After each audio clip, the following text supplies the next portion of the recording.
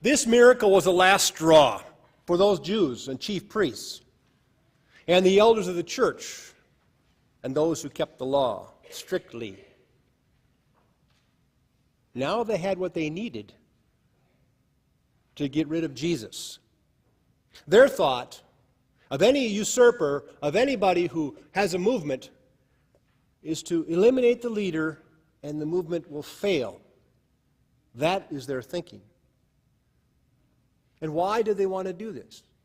Well, of course, blasphemy was the one sin, the worst sin someone could utter or pretend to be.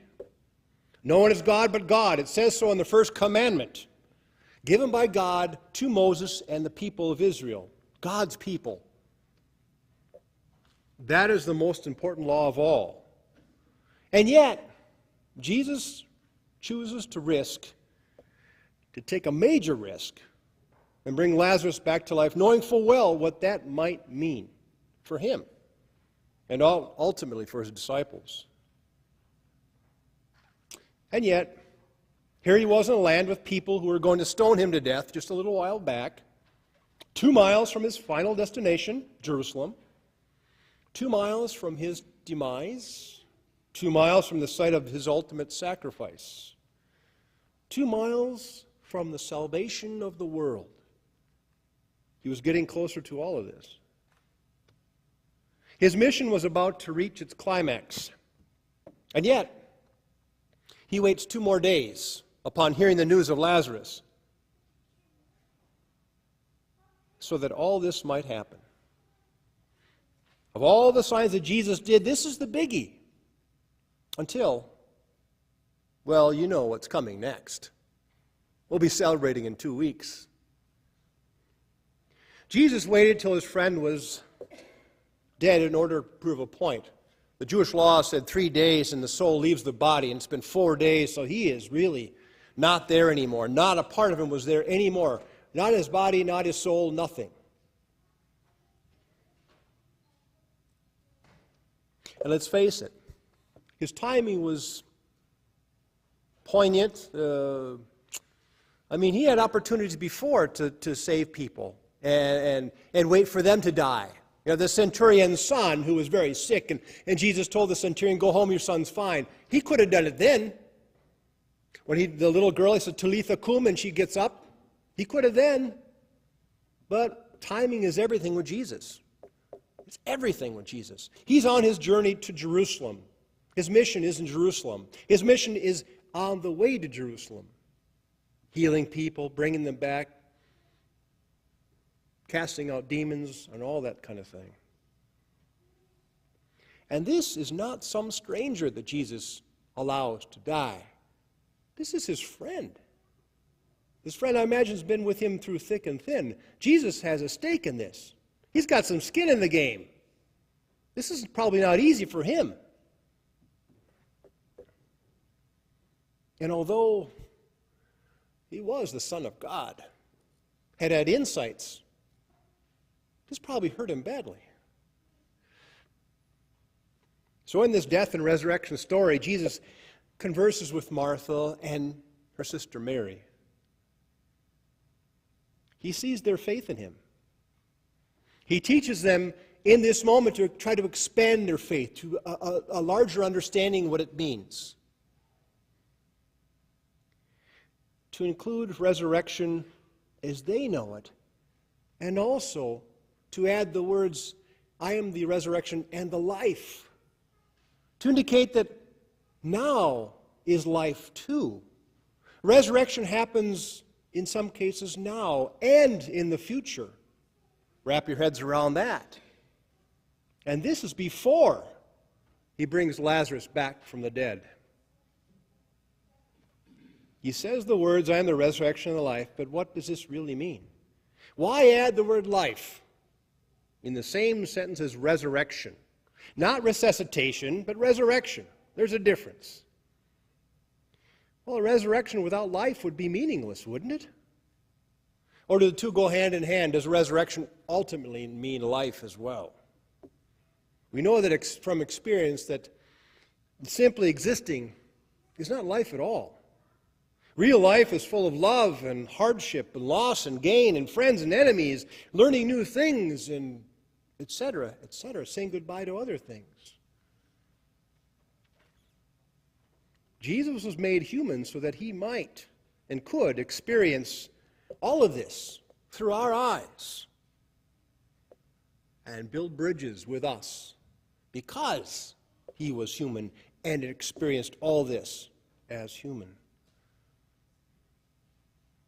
Well, they believed in Jesus after this major miracle, but with time, a very short time, they once again will fail to believe. After all, Jesus gets crucified with the help of these people, maybe some of them who were around at the time, who say, crucify him, when they're ordered to do that, or when the crowds are whipped up into a frenzy, crucify him. How fickle can they be? How fickle can we be? One sign, another sign, and yet another sign, all pointing to the same thing, that this is the Son of God who brings gracious love and mercy and healing and wholeness to the people, to the world. How many signs does it take to be really convinced, to change our lives for the better? They would have believed. The word believed. Believe in me. They believed in him. Or perhaps a better word might be trust.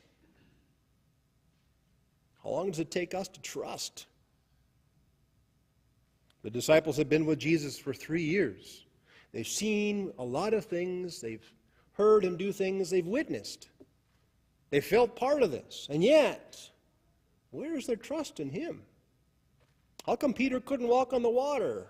How come the disciples got scared in the boat when the storm was? Did they not trust him? And then I put myself in their place and thought maybe I'd be in the same thing. I was going to say the same boat, but that would be a pun, disciples in the boat.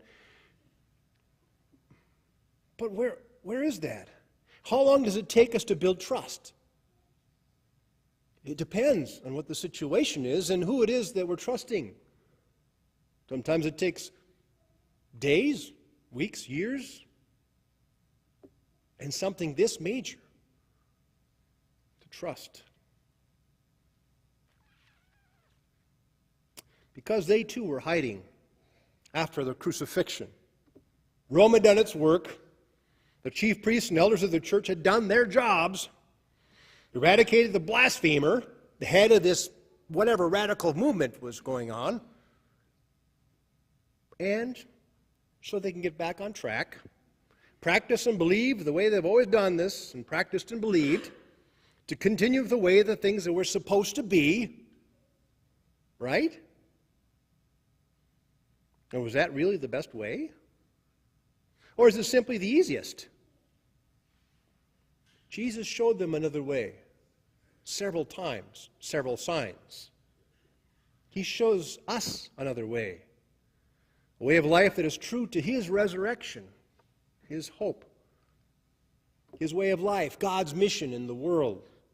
And Jesus had the courage to go to the place where he was most at risk. Yet his mission, God's mission, was there, right in the midst of all this danger, knowing full well what he will be facing. It takes a lot of courage to feel the fear and do it anyway. How many of us can say that and do that? That's tough. He performed an amazing and life-changing miracle and hopefully opened some of the people's eyes and created them a new understanding of what it means to be people of faith and what God's character is really like. It opens for us the possibility that God hurts for us and with us and is trying to bring us to new ways of loving God through other people. Through this resurrection story of Lazarus, Jesus turns the tables and offers us a kind of resurrection beyond words, something we can't wrap our heads around. And he offers us hope and a promise that it is true. And for our part, it's a matter of trust. Is this our God? Do we trust in the promises that Jesus gives us? Are we the Martha and Mary? Are we the Jews? sometimes. Are we beloved people of God? Yes. Do we fall and fail? Yes. Is God's mercy and forgiveness everlasting? Yes. Does God continue to pursue us even in the midst of death? Yes. Always. Relentlessly. Trying to give us that life that Jesus told us about. Life everlasting. Amen.